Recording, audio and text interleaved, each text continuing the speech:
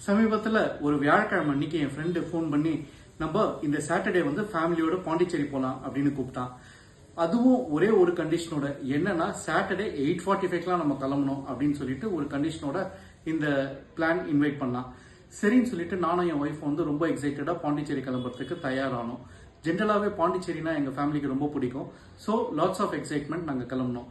ஆனால் என்ன ஆச்சுன்னா, கமிட் பண்ணதுக்கு அப்புறம் கிட்டத்தட்ட 4 நாள் வேலை பெண்டிங்ல இருந்தது.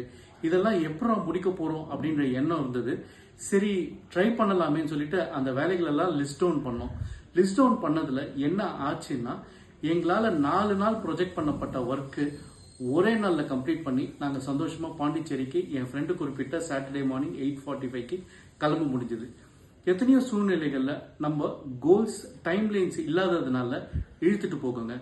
ஆனா டைம் லைன்ஸோட நம்ம பண்ணோம்னா, டைம் லைன்ஸ் அந்த ஒரு டார்கெட் கொடுக்கறதுனால நம்ம ப்ரொக்ராஸ்டினேஷனை தவிர்த்துட்டு ரொம்ப குயிக்கா நம்மளோட கோலை அச்சீவ் பண்ணிடுவோம்.